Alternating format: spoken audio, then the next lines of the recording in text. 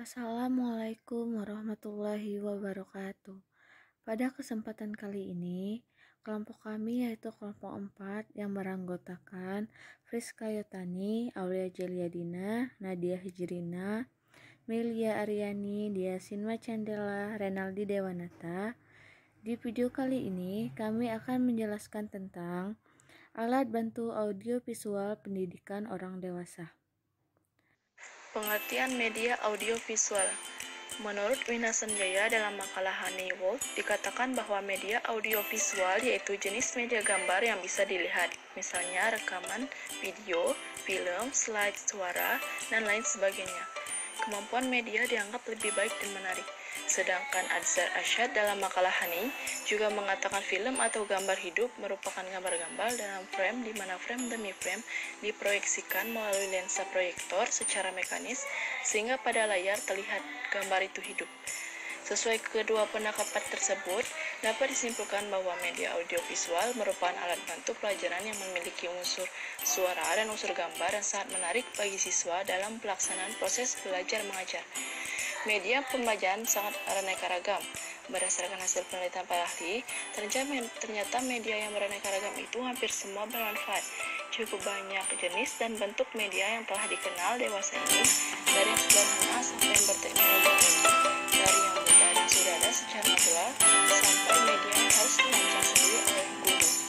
Dari jenis media yang ada yang biasa digunakan dalam proses pembelajaran, bahwasanya media audiovisual adalah media yang mencakup dua jenis media, yaitu audio dan visual.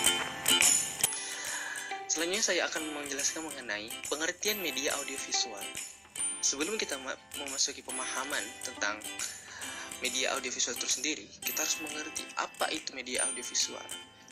Menurut Wina Sanjaya dalam makalah Honeywolf, dikatakan bahwa media audiovisual yaitu jenis media gambar yang bisa dilihat, misalnya rekaman, video, film, slide suara, dan lain sebagainya. Sedangkan Adzar Asyad dalam makalah Hani juga mengatakan, film atau gambar hidup merupakan gambar-gambar dalam frame di mana frame demi frame diproyeksikan melalui lensa proyektor secara mekanis sehingga pada layar terlihat gambar itu hidup. Jadi, media audiovisual merupakan alat bantu pembelajaran yang memiliki unsur suara dan unsur gambar dan sangat menarik bagi siswa dalam pelaksanaan proses belajar mengajar. Nah, dengan masuknya pengaruh teknologi audio yang ada pada saat itu, sekitar pada abad pertengahan, alat visual untuk mengkonkretkan ajaran yang dilengkapi dengan alat audio sehingga kita kenal adanya alat audiovisual atau audiovisual. Akan tetapi, media bukan hanya menjadi alat bantu guru atau seorang pendidik. Media mempunyai banyak manfaat bagi semua orang untuk mendapatkan informasi yang sedang berkembang dan mempermudah manusia menerima pesan dari manapun. Proses pengajaran visual kemudian berkembang menjadi audiovisual. Istilah ini bermakna sejumlah peralatan yang dipakai oleh para guru dalam menyampaikan konsep, gagasan, dan pengalaman yang ditangkap oleh indera pandang dan pendengar. Pendekat utama dalam pengajaran audiovisual adalah pada nilai belajar yang diperoleh melalui pengalaman konkret, tidak hanya didasarkan atas kata-kata belaka. Lalu, setelah kita mengetahui apa itu audiovisual, maka kita akan menemukan apa manfaat alat bantu audiovisual. Yang pertama, membantu memberikan konsep pertama atau kesan yang benar. Yang kedua, mendorong minat. Yang ketiga, meningkatkan pengertian yang lebih baik. Keempat, melengkapi sumber belajar yang lebih baik. Kelima, membantu variasi metode mengajar. Keenam, meningkatkan atau memacu keingintahuan intelektual. 7, cenderung mengurangi ucapan dan pengulangan kata yang tidak perlu. 8, membuat ingatan terhadap pelajaran lebih lama. Dan yang terakhir, dapat memberikan konsep baru dari suatu di luar pengalaman biasa. Demikian yang mungkin dapat saya sampaikan. Terima kasih. Baiklah, di sini saya akan menjelaskan poin tentang posisi alat bantu audiovisual pendidikan orang dewasa. Nah, dalam penggunaan alat bantu audiovisual, terdapat kriteria yang perlu diperhatikan, antara lain yaitu yang pertama, ada alat bantu apa yang dapat digunakan untuk tugas yang akan dikerjakan. Kedua, alat bantu yang diketahui penggunaannya dengan baik oleh pimpinan atau seseorang yang ditugasi. Yang ketiga, ada alat bantu apa yang paling siap untuk dipergunakan. Keempat, alat bantu mana yang paling sedikit memerlukan waktu dan paling sedikit menyebabkan kebingungan. Yang kelima itu ada alat bantu mana yang paling murah pengadaannya dan penggunaannya. Keenam, ada alat bantu mana yang akan memberikan perimbangan dan variasi yang paling baik. Ketujuh, ada alat bantu mana yang paling sesuai dengan minat dan pengertian pelajar. Kedelapan, apakah alat bantu dapat menyajikan materi dengan akurat?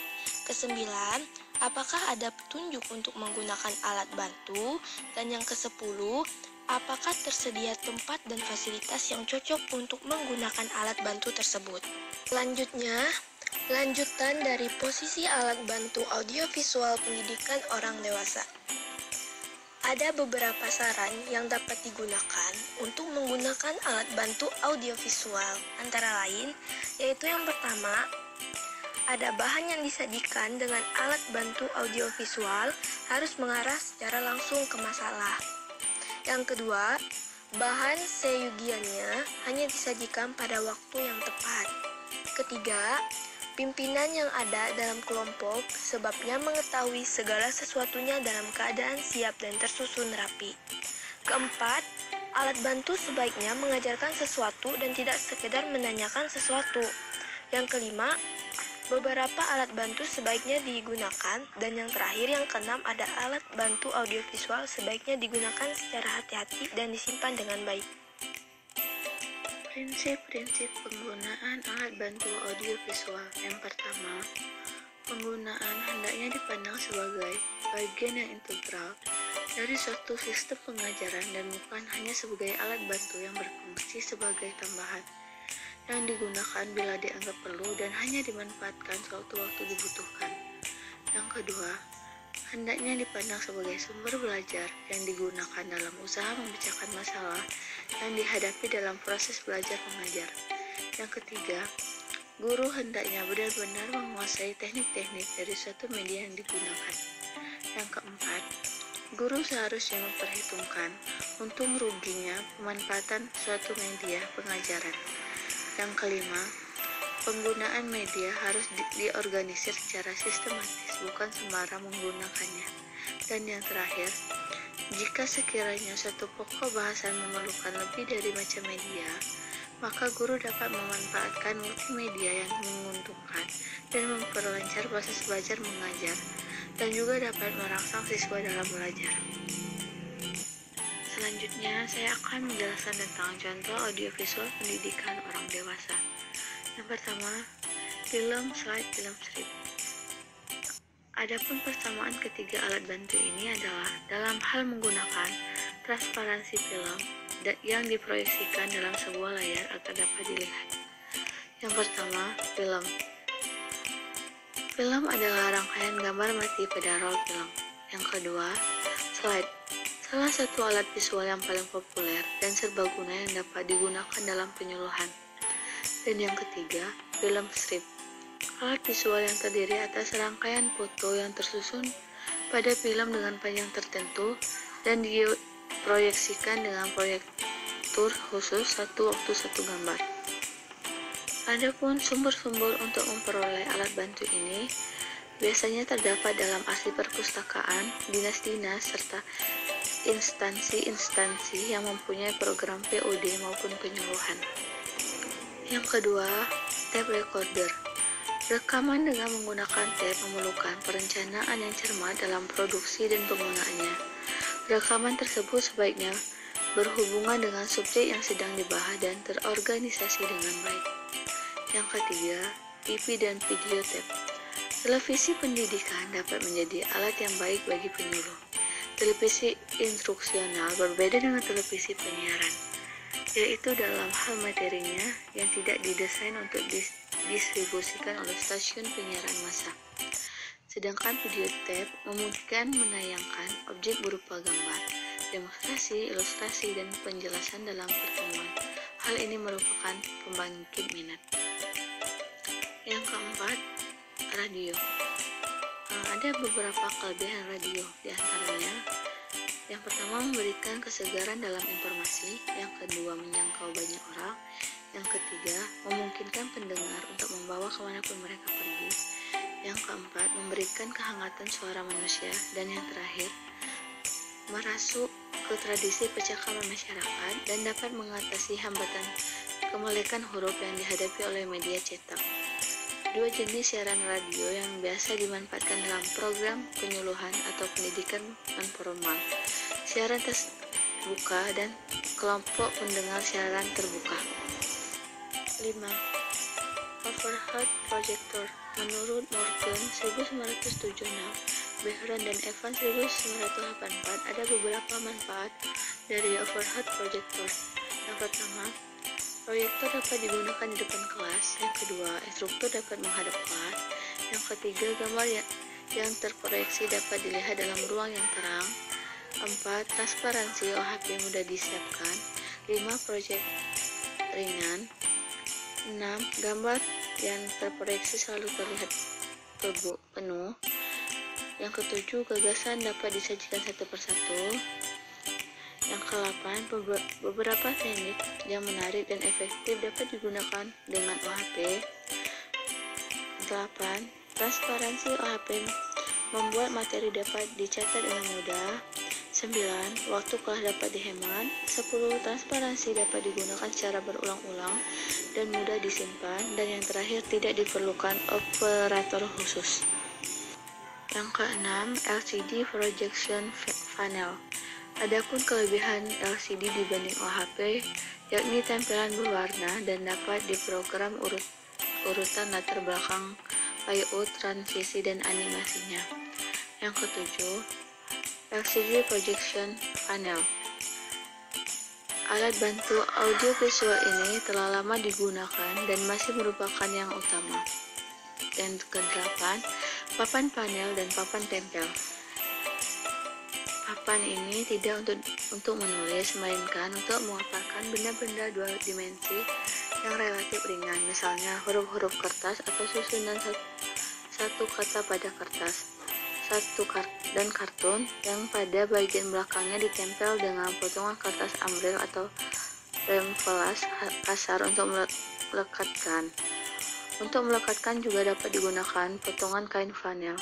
Penggunaan papan flanel harus dijauhkan atau bahkan dipisahkan dengan menggunakan papan tulis, karena debu kapur akan sangat merusak flanel.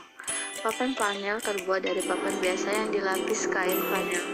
Papan flanel bervariasi menurut tipe konstruksi dan bahan yang digunakan. Yang ke-9, pameran. Pameran adalah sarana yang baik untuk menarik perhatian orang banyak dan menumbuhkan minat terhadap yang dianjurkan. Pameran akan menjangkau orang tidak ikut dalam jenis POD yang lebih formal. Dan yang terakhir, benda. Maksud benda di sini yaitu benda yang sering digunakan sebagai alat bantu POD, antara lain contoh barang asli, model barang tiruan, dan spesimen atau barang yang diawetkan. Selanjutnya di sini saya akan menjelaskan tentang kelebihan dan kelemahan media audio visual.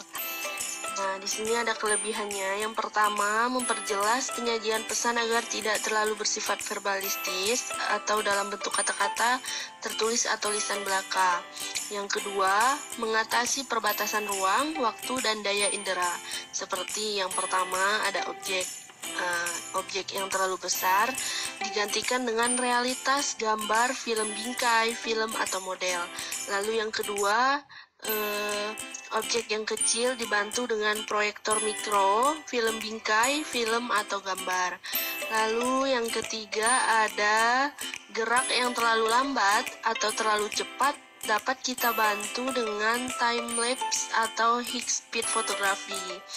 Lalu yang keempat, kejadian atau peristiwa yang terjadi masa lalu bisa ditampilkan lagi lewat rekaman film, video, film bingkai, foto maupun secara verbal. Lalu yang kelima, ada objek yang terlalu kompleks atau mesin-mesin dapat disajikan dengan model, diagram, dan lain-lain. Selanjutnya ada kelemahan. Yang pertama, terlalu menekankan pada penguasaan materi daripada proses pengembangannya dan tetap memandang materi audiovisual sebagai alat bantu guru dalam proses pembelajaran. media yang berorientasi pada guru sebenarnya. Yang kedua, media audiovisual cenderung menggunakan model komunikasi satu arah.